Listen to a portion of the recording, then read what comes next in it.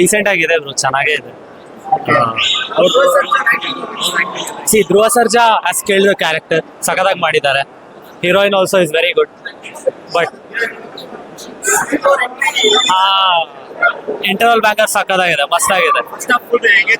ನಿಮ್ಗೆ ಎಂಗೇಜಿಂಗ್ ಆಗೈತೆ, ಕಾಮಿಡಿ ಆಗಿರ್ಲಿ, ಅವ್ರದ್ದು ಒಂದು ಇನ್ನೋಸೆಂಟ್ ಆಗಿ ಚೆನ್ನಾಗಿ ವರ್ಕ್ ಆಗಿದೆ. Movie is really good. Second half excitement ಇದ್ದೀರಾ? ಅದೇ ಸುದೀಪ್ ಇದಾರಲ್ಲ, ಸೊ ಅದಕ್ಕೆ ಎಕ್ಸೈಟೆಡ್. ಮತ್ತೆ ಧ್ರುವ ಸರ್ಜಾ ಕ್ಯಾರೆಕ್ಟರ್ ಇನ್ನು ಬಿಲ್ಡ್ ಮಾಡ್ತಾ ಇದ್ದಾರೆ. ಇನ್ನು ಅವ್ರದ್ದು ಪ್ರಾಪರ್ ಆಗಿ ಸೆಟ್ ಆಗಿಲ್ಲ. ಅವ್ರದ್ದೊಂದು ಮೇ ಬಿ ಒಂದ್ ಚೇಂಜ್ ಓವರ್ ಬರುತ್ತೆ ಈ ಕ್ಯಾರೆಕ್ಟರ್ ಅಲ್ಲಿ.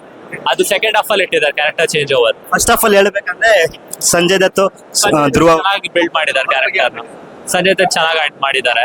ಎಕ್ಸ್ಪೆಕ್ಟೇಷನ್ ಗಿನ ಚೆನ್ನಾಗಿ ಮಾಡಿದ್ದಾರೆ ಸಂಜಯ್ ದತ್ ಆಕ್ಚುಲಿ. ಈಗ ಏನಂದ್ರೆ ಧ್ರುವ ಸರ್ಜಾದೊಂದು ಟೇಕ್ ಓವರ್ ಬರುತ್ತಲ್ಲ, ಅದಕ್ಕೆ ವೇಟ್ ಮಾಡ್ತಾ ಇದೀವಿ. I thought first half interval banger ಅಲ್ಲಿ ಅದು ಬರುತ್ತೆ ಅನ್ಕೊಂಡಿದ್ದೆ, ಬಟ್ ಅದು ಸೆಕೆಂಡ್ ಹಾಫ್ ಅಲ್ಲಿ ಇಟ್ಟಿದ್ದಾರೆ. May be waiting for that. Bro first half ನೋಡಿದ್ರೆ ಕೆಡಿ ಮೂವಿ ಹೇಗೆ ಅನ್ಸುತ್ತೆ ನಿಮಗೆ? ಸರ್ ಫಸ್ಟ್ ಹಾಫ್ ನೋಡೇ ಕದಾಬಿಟ್ಟಿದೀವಿ. ನೆಕ್ಸ್ಟ್ ನೋಡಿದ್ರೆ ಅಂತನೂ ಇನ್ನ ಚಿಂದಿ ಇರುತ್ತೆ ಸರ್. ಫಸ್ಟ್ ಹಾಫ್ ಅಲ್ಲಿ ಫುಲ್ ಸಖತ್ತಾಗಿದೆ. ಧ್ರುವ ಸರ್ಜಾ ಅವ್ರ ಆಕ್ಟಿಂಗ್ ಆಗ್ಲಿ, ರೇಷ್ಮಾ ನಾನೇ ಆಕ್ಟಿಂಗು, ರಮೇಶ್ ಅರವಿಂದ್ ಅವ್ರ ಆಕ್ಟಿಂಗು, ಮತ್ತೆ ಎಲ್ಲರ ಆಕ್ಟಿಂಗ್ ಸಖತ್ತಾಗಿದೆ. ಫುಲ್ ಮೂವಿನ ಸಖತ್ತಾಗಿದೆ ಸರ್. ಇವಾಗ ಸುದೀಪ್ ಅಣ್ಣನ ಇಂಟರ್ವಲ್ ಅಲ್ಲಿ ಇನ್ಮೇಲೆ ಬ್ಲಾಸ್ಟ್ ಸರ್. ಫುಲ್ ಮೂವಿ ಎಲ್ಲರ ಆಕ್ಟಿಂಗ್ ಸಖತ್ತಾಗಿದೆ. ಓಕೆ. ಫಸ್ಟ್ ಹಾಫ್ ನೋಡಿದ್ರೆ ಕೆಡಿ ಮೂವಿ ಹೇಗೆ ಅನ್ಸುತ್ತೆ? ಚೆನ್ನಾಗೈತೆ.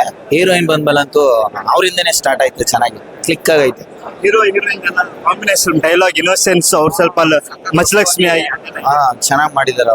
ಅವ್ರು ಬಂದ್ಮೇಲೆ ಕ್ಲಿಕ್ ಆಯ್ತಾ ಇರೋದು, ಅವರಿಂದನೇ ಸ್ಟಾರ್ಟ್ ಆಯ್ತಾ ಇದೆ. ಸ್ಟೋರಿ ಅಲ್ಲಿಂದನೇ ಬರ್ತಾ ಇದೆ. ಅವ್ರ ಆಕ್ಟಿಂಗ್ ಜಾಸ್ತಿ ಹೈಲೈಟ್ ಆಯ್ತಾ ಇರೋದು. ಫಸ್ಟ್ ಹಾಫ್ ಅಲ್ಲಿ ಹೇಳ್ಬೇಕಂದ್ರೆ ಧ್ರುವ ಅವ್ರದ್ದು ಮತ್ತೆ ಸಂಜಯ್ ದತ್ತು ಅವ್ರದ್ದು ಸ್ವಲ್ಪ ಜಾಸ್ತಿ ಇತ್ತು.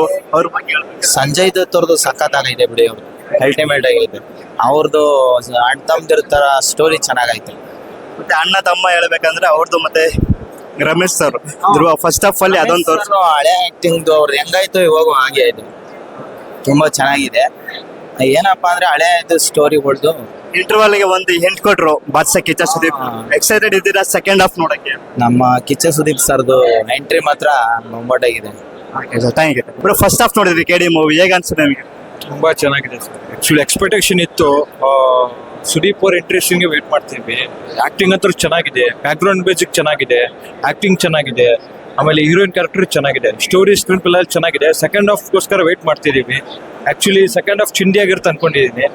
ಸೊ ಬ್ಲಾಕ್ ಬಸ್ಟರ್ ಆಗೇ ಆಗುತ್ತೆ. ಧ್ರುವ ಸರ್ಜಾ ಅವರು ತುಂಬಾ ವರ್ಷ ಆದ್ಮೇಲೆ ಬಂದಿದ್ದಾರೆ, 4 years ಗ್ಯಾಪು. ನಾವು ವೇಟ್ ಮಾಡ್ತೇವೆ. ನಾವು ಡಿ ಬಾಸ್ ಫ್ಯಾನ್ ಆಗಿ ಧ್ರುವ ಸರ್ಜಾ ಅವರು ಎಲ್ಲ ಮೂವಿ ಫಸ್ಟ್ ನೋಡ್ತೀವಿ.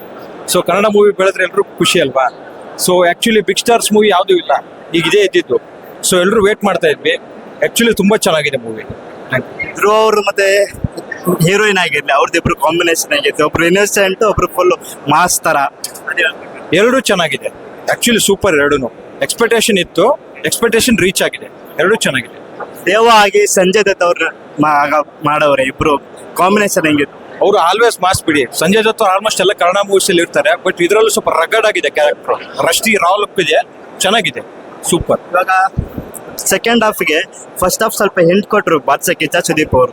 ಸೆಕೆಂಡ್ ಹಾಫ್ ಫುಲ್ ಎಕ್ಸೈಟೆಡ್ ಇದ್ದೀರಾ ಅಂತ?